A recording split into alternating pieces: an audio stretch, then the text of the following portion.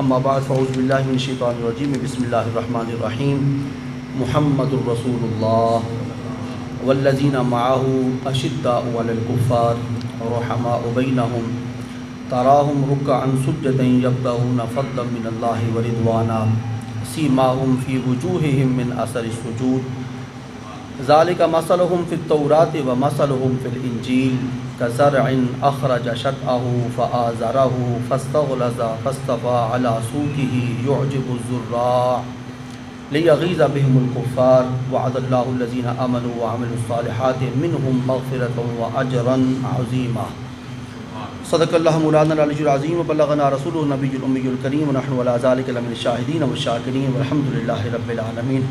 انتہائی واجب الاحترام سامعین ذی احتشام 26ویں پارے کی سورہ الفتح اس کی آخری آیت کریمہ جس کا نمبر ہے 49 خطبے کے اندر تلاوت کرنے کا شرف حاصل کیا ہے۔ اس آیت مبارکہ کے حوالے سے آج کی ہماری گفتگو ہوگی۔ اللہ کے فضل و کرم سے یہ سعادت ہمیں نصیب ہو رہی ہے کہ گزشتہ جمعۃ المبارک کی نشست اور مجلس میں خلفائے اربعہ میں سے ایک خلیفہ جن کا نمبر ہے 3 خلیفہ سوم حضرت عثمان ذو النورین، آپ کے شخصیت اور آپ کی ذات اور آپ کے کردار اور آپ کے احوال اور آپ کے فیوزات اور آپ کے برکات اور آپ کا مقام و مرتبہ، اس حوالے سے ہماری گفتگو اگرچہ ادھوری رہی لیکن ہوئی، اور آج پھر اللہ کریم ہمیں توفیق عطا فرما رہے ہیں کہ خلیفہ دوم مراد رسول حضرت عمر بن خطاب جن کا یوم شہادت 1 محرم شریف کو ہے، ان کے حوالے سے گفتگو آج کرنا چاہیں گے۔ اور یہ سب سے پہلے عرض کر دیتا ہوں کہ یہ جو ماہ مبارک جا رہا ہے یہ اسلامی کیلنڈر کا آخری مہینہ ہے، اور جو آنے والا ماہ مبارک ہے وہ اسلامی کیلنڈر کا پہلا مہینہ ہے۔ گزار رہے ہیں ہم ذو الحج کا مہینہ، اور جس کی آمد کا ہمیں انتظار ہے وہ محرم الحرام شریف کا ماہ مبارک ہے۔ محرم شریف کا پہلا مہینہ ہو یا ذو الحج آخری مہینہ ہو، دونوں کے اندر شہداء کی یادگاریں ہیں۔ تو ہماری تاریخ اسلام کا ماہ مبارک پہلا ہو یا آخری ہو، شہادت سے عبارت ہے۔ شہادت کے گہرے نقوش الحمدللہ تاریخ اسلامی کے صفحات پر درخشاں ہیں، تابندہ ہیں، ذوفشاں ہیں، روشن ہیں، اور ہمارے دلوں کو منور کرنے والے ہیں۔ ہمارا سال کا آغاز بھی قربانی سے اور شہادت سے، ہمارے سال کا اختتام بھی شہادت اور قربانی پہ ہے۔ کبھی یہ قربانی حضرت ابراہیم علیہ السلام کے صاحبزادے حضرت اسماعیل کی صورت میں مارز وجود میں آئی، کبھی حضرت عمر فاروق کی صورت میں شہادت کا سلسلہ کار شروع ہوا، کبھی عثمان غنی کی شہادت، کبھی علی المرتضیٰ کی شہادت، کبھی اصحاب بدر کی شہادت، کبھی اصحاب حنین کی شہادت۔ تو تاریخ اسلامی شہادتوں کے خوبصورت عنوان سے عبارت ہے اور روشن اور منور ہے۔ یہ دین قربانی مانگتا ہے، جذبات کی بھی، وقت کی بھی، مال کی بھی اور اولاد کی بھی۔ سعادت مند ہیں وہ جو اپنے اس دین کے اس دعوت کو قبول کرتے ہوئے اپنی قربانیاں اپنے اپنے مقام پر اور اپنے اپنے تقاضوں کے مطابق پیش کرتے ہیں، اور ان کی قربانیاں اللہ کے قبول فرماتے ہیں۔ میں تمہید کے اندر زیادہ وقت صرف نہیں کرنا چاہتا، عرض کرنا مقصود ہے کہ 1 محرم شریف کو مراد رسول حضرت عمر بن خطاب رضی اللہ تعالیٰ عنہ کا یوم شہادت ہے۔ میں بار بار لفظ مراد رسول کا استعمال بڑے ذوق کے ساتھ کرنا چاہتا ہوں اس حوالے سے کہ سارے صحابہ کرام مرید رسول ہیں، تنہا عمر فاروق مراد رسول ہیں۔ رسول اللہ کریم کی مراد ہونا کہ جو چھوٹی بات نہیں ہے، یہ کوئی چھوٹا لفظ اور چھوٹا ٹائٹل اور چھوٹا عنوان اور چھوٹا سرٹیفکیٹ اور کوئی معمولی سند نہیں ہے، بہت بڑی سند ہے۔ جمعرات کا دن تھا، رحمت کائنات صلی اللہ علیہ وآلہ وسلم کے ساتھ 39 صحابہ کرام دار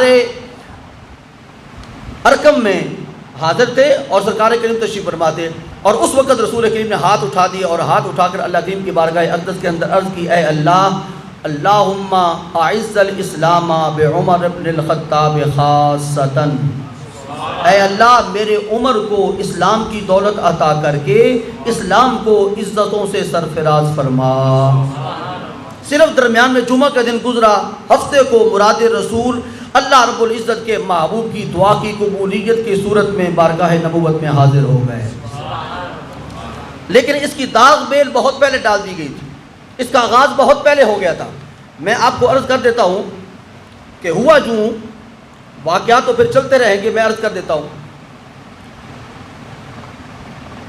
کہ قرآن پاک کا نزول شروع ہوا اور رحمت کائنات کی زبان اقدس سے کلمات قرآن پاک کبھی کبھی ادا ہوا کرتے تھے اور سب لوگ سنا کرتے تھے۔ سننے والے مسلمان کم تھے، کافر زیادہ تھے۔ ایک دن کیا ہوا کہ عمر فاروق رضی اللہ تعالیٰ عنہ کے دل کے اندر خیال پیدا ہوا کہ آج ذرا محمد کے ساتھ دو ہاتھ نہ کر لیے جائیں۔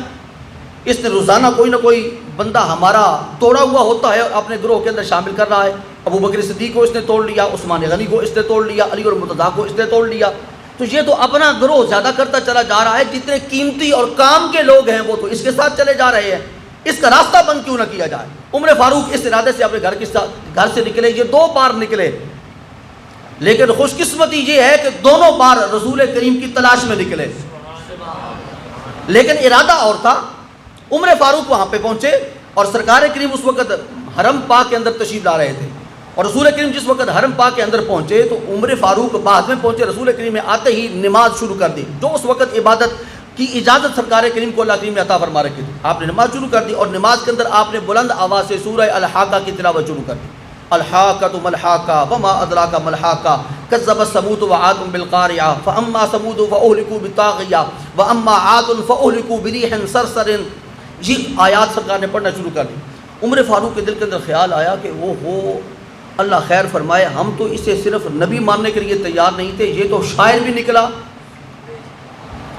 بڑی عمدہ انداز میں یہ کلام پڑھ رہا ہے، اور یہ کلام تو شاعر کا ہے، قافیہ ہے، ردیف ہے، سجا ہے، کفا ہے، مسجع مکفہ الفاظ ہیں، بڑے ادیبانہ جملے ہیں۔ الحاقۃ ملحاقہ وما ادراک ملحاقہ، ہر جملے کے آخر میں ہا آ رہی ہے۔ ایسے ہی شاعر بھی اپنا کلام کرتے ہیں۔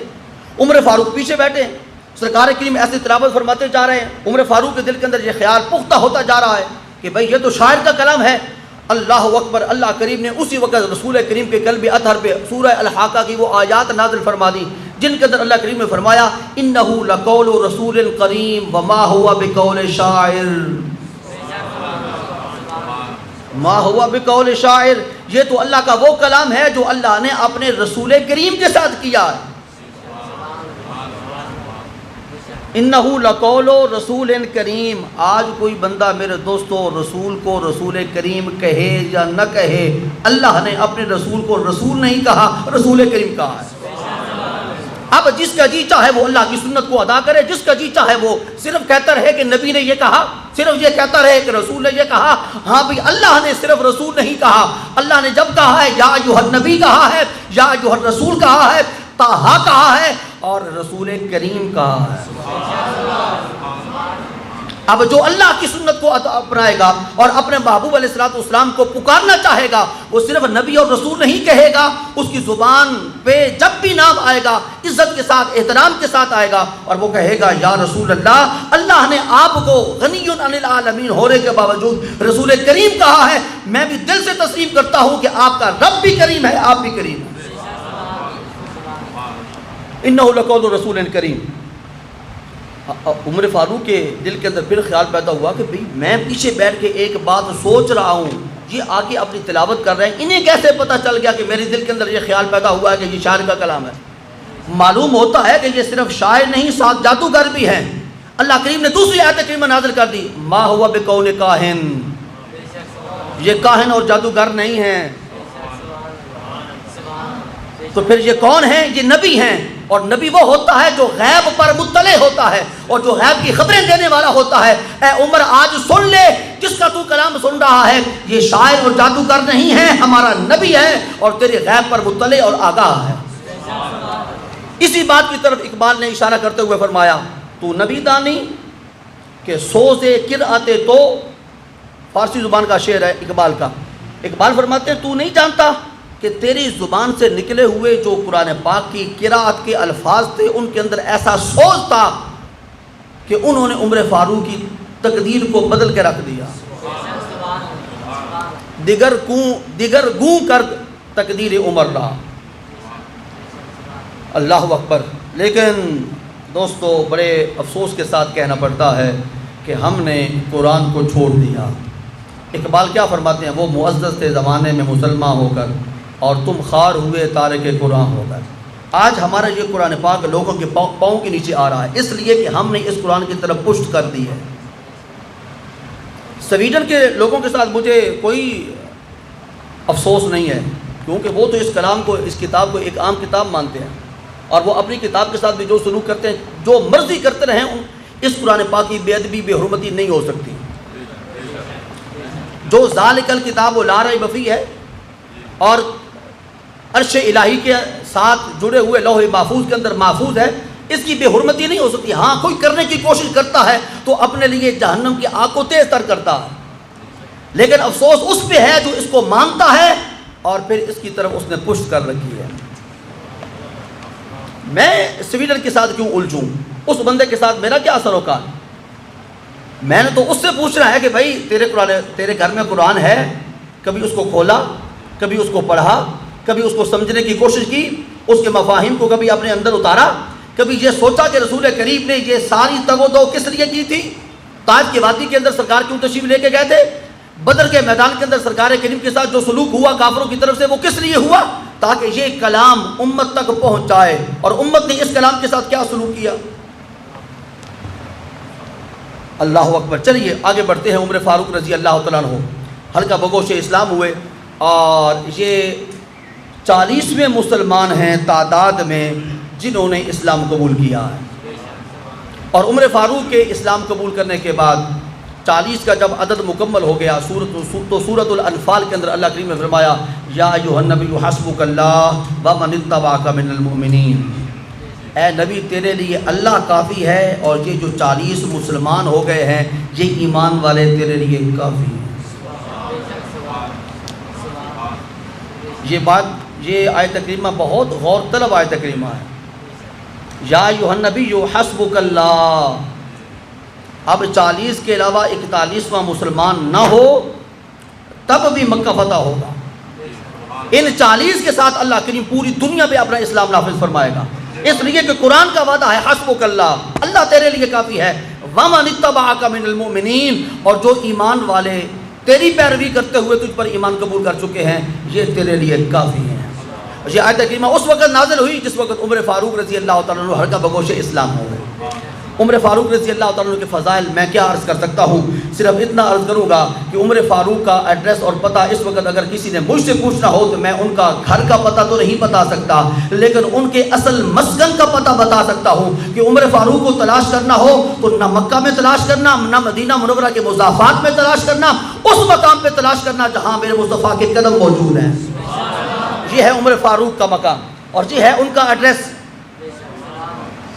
اور میرے رسول پاک صلی اللہ علیہ وآلہ وسلم نے ارشاد فرمایا عمر کے فضائل میں نے جبریل امین سے پوچھے۔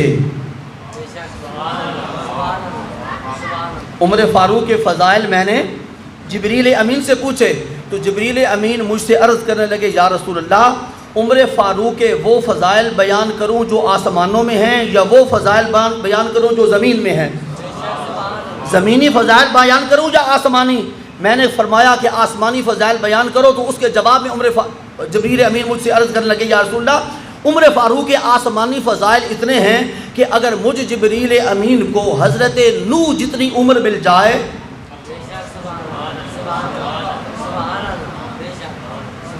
حضرت نوح کی کو 33 سال عمر تھی، 950 سال تک حضرت نوح علیہ السلام نے تبلیغ فرمائی ہے، اور اس کا ذکر قرآن پاک کے اندر موجود ہے۔ کتنے 100 سال؟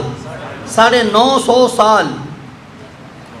جبریل امین فرما رہے ہیں کہ اگر مجھے 950 سال عمر مل جائے اور میں مسلسل عمر فاروق کے آسمانی فضائل بیان کروں تو میری عمر ختم ہو جائے گی، مگر عمر کے فضائل ختم نہیں ہوں گے۔ عمر فاروق کے فضائل، یہ بھی شہید ہیں، جیسے اہل بیت اطہار کے اندر شہداء ہیں اور ان کا مقام اور ان کا مرتبہ ہے، ہم ہر ایک اہل بیت اطہار کے شہید کو سلام نیاز پیش کرتے ہیں، ایسے ہی جو صحابہ کرام کے اندر شہداء ہیں ان کو بھی عرقہ یکتس کر دی ہم سلام نیاز پیش کرتے ہیں۔ اہل سنت والجماعت کو اللہ کریم نے یہ اعزاز عطا فرما رکھا ہے کہ یہ صرف اہل بیت اطہار کے ساتھ ہی پیار نہیں کرتے بلکہ ان کے ساتھ بھی پیار کرتے ہیں، اور صرف صحابہ کرام کے ساتھ ہی محبت نہیں کرتے، ان کے ساتھ بھی محبت کرتے ہیں۔ یہ اہل سنت والجماعت کا طرح امتیاز ہے۔ ہم اہل بیت اطہار کی بھی نوکر اور غلام، اور صحابہ کرام کے بھی نوکر اور غلام، کیونکہ یہ دونوں گروہ ایسے ہیں کہ جنہوں نے میرے رسول کریم صلی اللہ علیہ وسلم کا کلمہ بھی پڑھا اور آپ کے دین کو بھی قبول کیا، اور اپنی حالت زندگی میں رحمت کائنات کا دیدار بھی کیا۔ اس لیے سب ہمارے لیے قابل احترام ہیں اور سب قابل عزت و احترام ہیں۔ آگے سنیے، اب لوگ کہتے ہیں جی کہ سرکار کریم صلی اللہ علیہ وسلم کے وصال پر ملال کے بعد صحابہ کرام کے درمیان اتفاق نہیں رہا تھا، ان کے درمیان جو اتحاد کی ایک کیفیت تھی وہ پارا پارا ہو گئی تھی اور وہ منتشر ہو گئے تھے، ان کے دل بدل گئے تھے۔ میں کہتا ہوں یہ کسی نالائق ٹیچر کا کام ہوتا ہے کہ اس کی کلاس کا اس کے اوپر روب نہ ہو، کلاس پر اس کا روب نہ ہو، جس کو اللہ کریم نے معلم انسانیت بنا کے بھیجا ہے، اس کی نہ تعلیم ناقص ہے نہ اس کی تربیت ناقص ہے۔ یہ کیسا ہو سکتا ہے کہ نصاب ہو قرآن، یونیورسٹی ہو صفا کی، مقام ہو مدینہ پاک کا، اور پڑھانے والے رسول اعظم ہوں اور پڑھنے والے صحابہ کرام ہوں، اور ان کا درجہ یہ ہو کہ قرآن ان کے بارے میں کہے کہ اے صحابہ کرام دنیا کے اندر ہی ہم تمہارے ساتھ راضی ہو گئے۔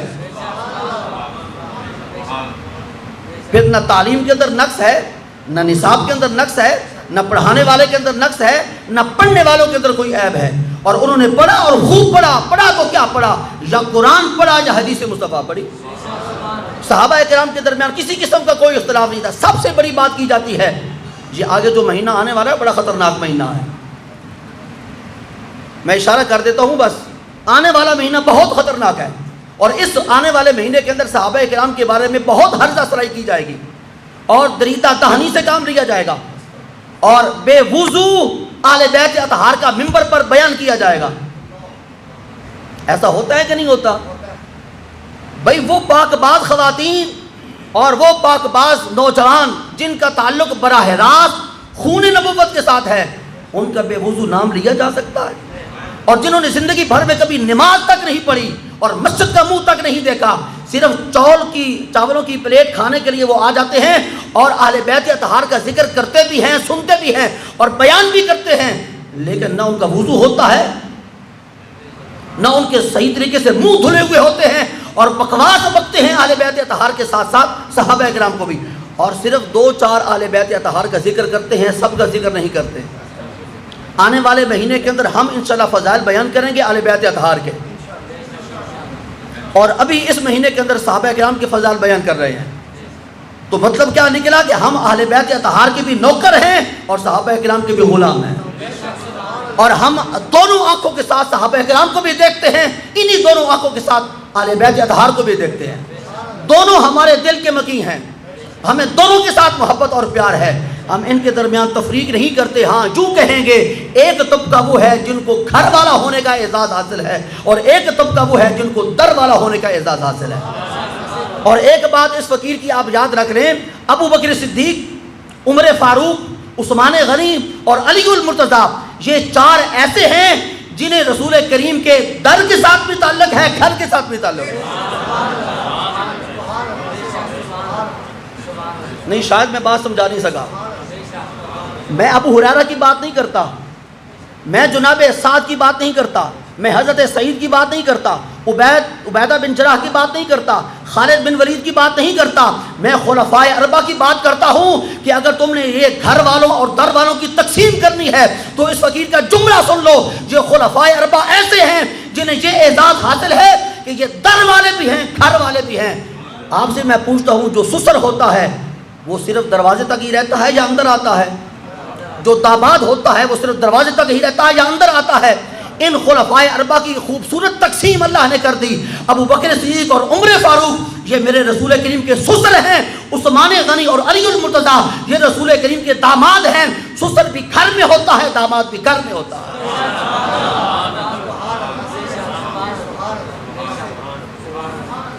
اگر کوئی اس بات پہ راضی ہے کہ ہم در والے اور گھر والوں کی تقسیم کر لیں تو اس سلسلے کے اندر بھی فقیر نے اپنا مشرب اور اپنا مسلک آپ کے سامنے رکھ دیا ہے کہ ابو بکر صدیق اور عمر فاروق کا استثناء رکھنا ہے، وہ عثمان غنی اور علی المرتضیٰ کا استثناء رکھنا ہے، بقیہ کے ساتھ جو چاہتے ہو کرتے رہو، لیکن ان چاروں کو الگ رکھنا ہے۔ یہ گھر میں بھی موجود ہوتے ہیں، در پہ بھی موجود ہوتے ہیں،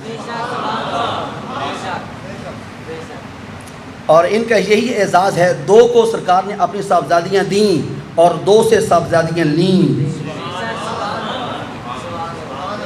اب تاریخ کا مطالعہ کسی میرے دوست کا نہ ہو تو پھر میں لمبی چوڑی تو بات کر نہیں سکتا، اتنا بتا دیتا ہوں کہ حضرت عائشہ صدیقہ ابو بکر صدیق کی بیٹی ہیں اور حضرت حفصہ یہ حضرت عمر فاروق کی بیٹی ہیں، دونوں کی بیٹیاں رسول کریم کی نکاح میں ہیں اور ام المومنین ہیں، اور سرکار کریم کی 3 صاحبزادیاں، ویسے تو 4 صاحبزادیاں ہیں، 3 کی میں تقسیم کرنا چاہتا ہوں۔ حضرت رقیہ اور حضرت ام کلثوم یہ نکاح کے اندر آئیں عثمان غنی کے،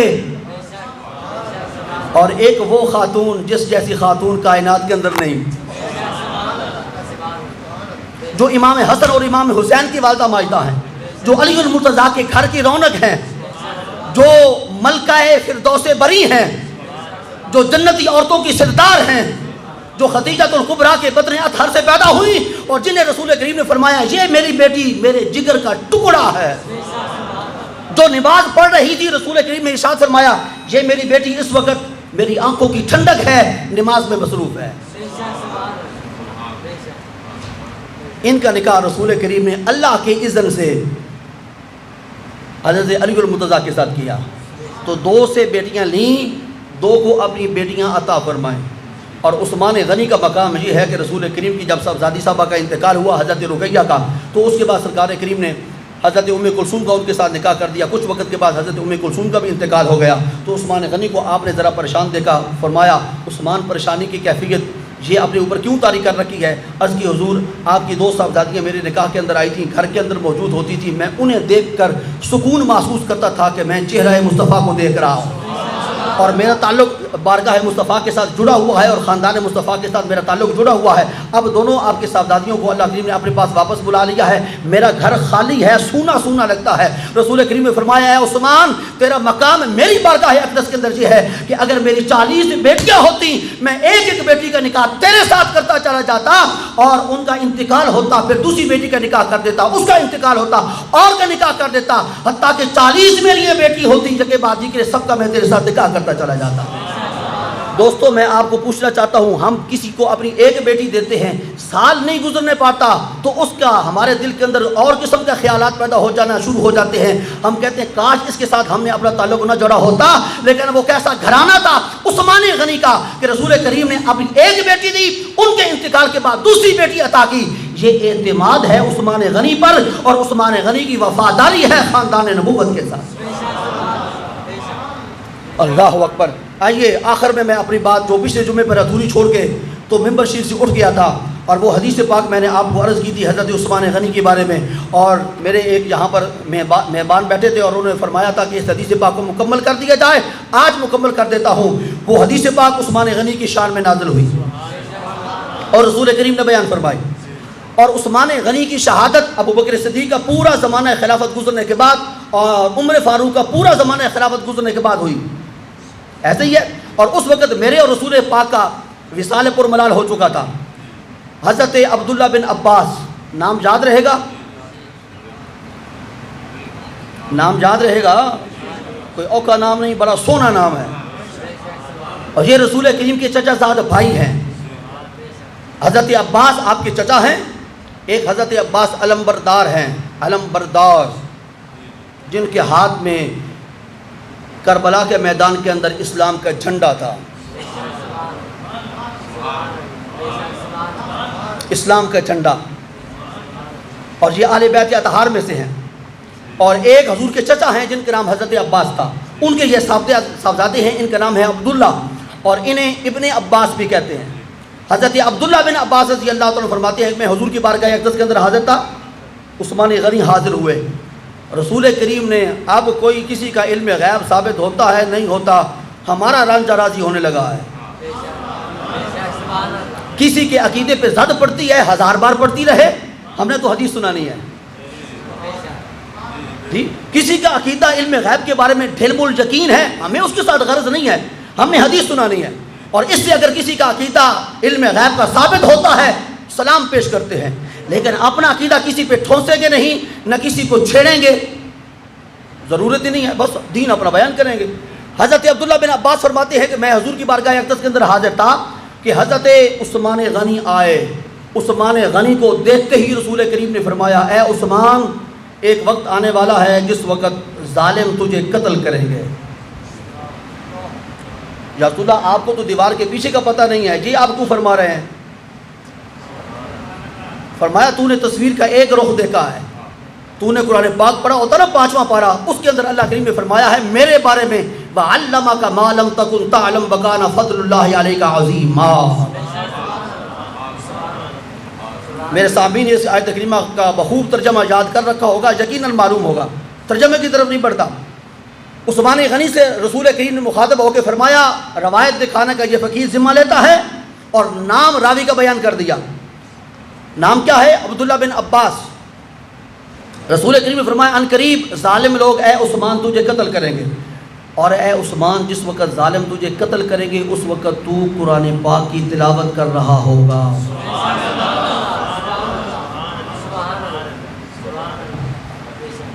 تو کیا کر رہا ہوگا؟ روایت جس کو نا سمجھ آئے سمجھانے کی ذمہ داری میری, اور جس نے دیکھنی ہو اصل عربی عبارت میں دکھانے کا ذمہ دار, راوی کا نام بتا دیا, ممبر پر بیٹھا ہوں, ہاتھ میں قرآن ہے. اب بھی کسی کو یقین نہ آئے تو پھر انشاءاللہ قیامت کے دن بات ہو جائے گی. جی آسان بات ہے نا, جھگڑا تو ہے ہی نہیں.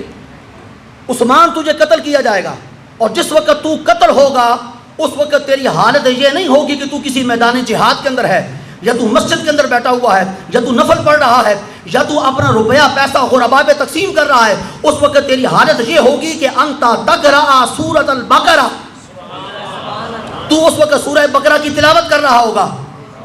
اور آگے فرمایا سورہ بقرہ تو بڑی لمبی ہے, تقریباً 2.5 پاروں پر مشتمل ہے. رسول کریم نے پن پوائنٹ کرتے ہوئے فرمایا اس وقت تیرا خون کا جو پہلا قطرہ نکلے گا وہ قرآن پاک کی اس آیت کریمہ پہ گرے گا, فَسَيَكْفِيكَهُمُ اللَّهُ.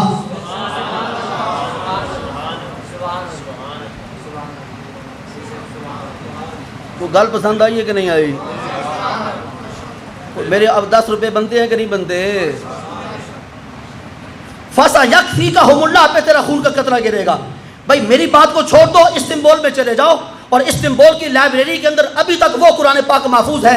بہت سارے لوگ تشریف فرما ہوں گے جنہوں نے استنبول کی لائبریری کی زیارت کی ہے اور وزٹ کیا ہے. اس کے اندر عثمان غنی کا وہ قرآن پاک آج بھی موجود ہے جو عثمان غنی اس وقت تلاوت فرما رہے تھے جس وقت اب بلوائیوں نے حملہ کر کے عثمان غنی کو شہید کرنا چاہا. تو آپ کے وجود پاک سے جو خون کا فوارہ نکلا تو پہلا قطرہ وہ آج بھی عثمان غنی کا موجود ہے اس قرآن پاک پہ جو عثمان غنی اس وقت تلاوت کر رہے تھے, اور وہ قطرہ اسی آیت کریمہ پہ آج بھی موجود ہے. تیرے منہ سے جو نکلی وہ بات ہو کے رہی, جو دن کو کہہ دیا شب تو رات ہو کے رہی.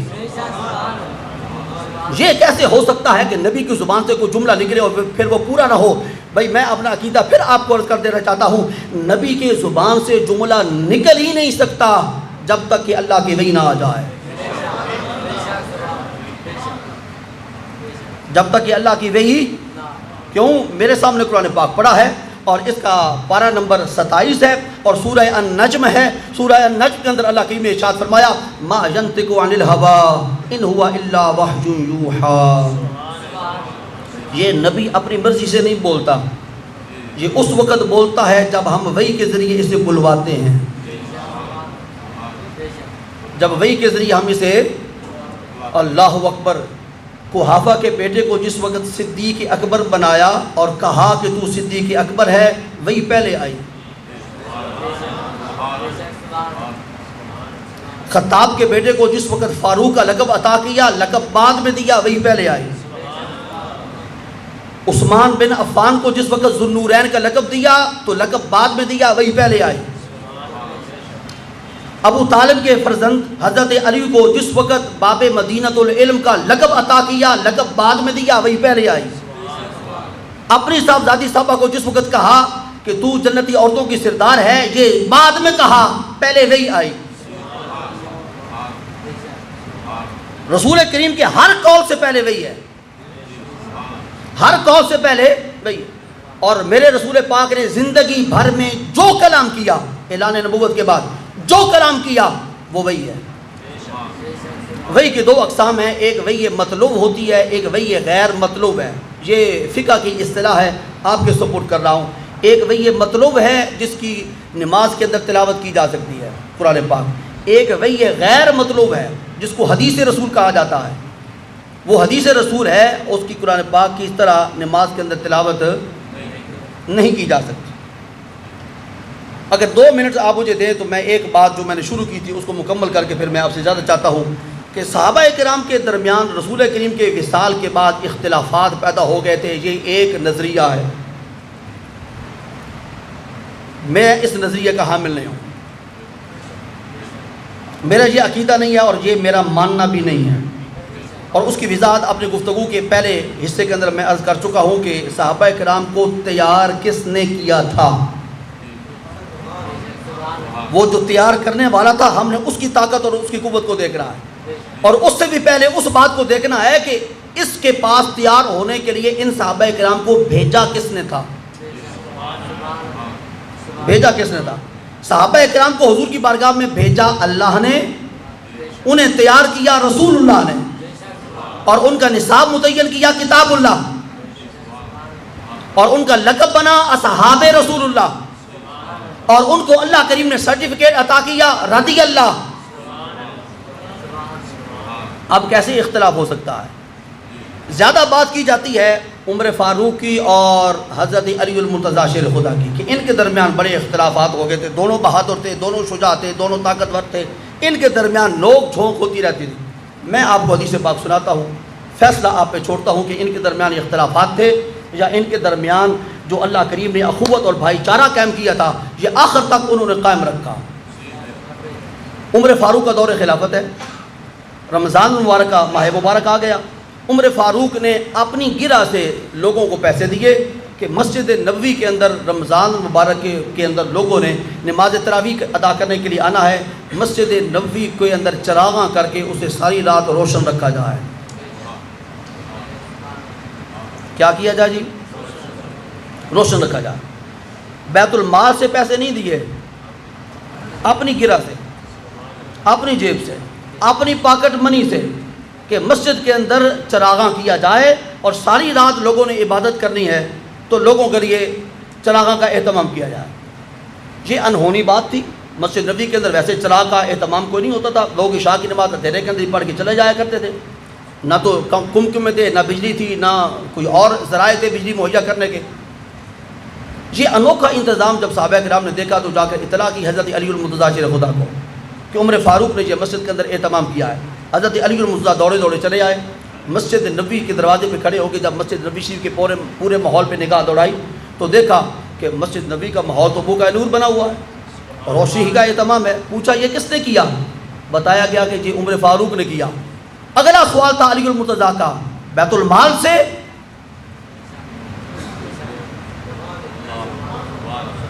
میں رک پتہ نہیں کیوں گیا ہوں، پتہ نہیں میں کیوں رک گیا ہوں۔ بیت المال سے؟ اگر بیت المال سے ہے تو علی کبھی بھی اجازت نہیں دے گا کہ جب تک ہم جو شورا کے مجلس کے اندر شامل ہیں ہماری اجازت نہ ہو تو عمر کون ہوتا ہے ہمارے پیسوں کو استعمال کرنے والا؟ یہ ہے احتساب۔ پوچھا عمر نے اہتمام کیا ہے بیت المال سے؟ عرض کی کہ نہیں، عمر فاروق نے ہمیں پیسے عطا فرمائے ہیں اپنی جیب سے۔ فرمایا اچھا، ہاتھ اٹھاؤ دعا کے لیے، ہاتھ اٹھاؤ دعا کے لیے۔ کس کے ہاتھ اٹھے؟ علی المرتضیٰ کے۔ کس کے لیے؟ عمر فاروق کے لیے۔ ہاتھ اٹھا کر اللہ کریم کی بارگاہ اقدس کے اندر حضرت علی پاک عرض کرتے ہیں مولا کریم میرے عمر نے، الفاظ یار سنو، اب اس پہ میں کتنا زور دوں اور کیسے اگلے طبقے کو سمجھاؤں کہ صرف کالے کپڑے پہننے سے آل بیت اطہار کا ذکر نہیں ہوتا، آل بیت اطہار کا ذکر کرنے کے لیے صحابہ اکرام کی محبت کی روشنی چاہیے، وہ روشنی موجود ہوگی تب تو آل بیت اطہار کا محبت کا ذکر کر سکے گا۔ عمر فاروق کی بارگاہ اقدس کے اندر دعا کرتے ہوئے علی المرتضیٰ عرض کرتے ہیں مولا کریم میرے عمر نے تیرے گھر کو روشن کیا ہے، تیرا علی تیری بارگاہ میں التجا کرتا ہے، جیسے عمر نے تیرے گھر کو روشن کیا ہے تو میرے عمر کی قبر کو روشن فرمانا۔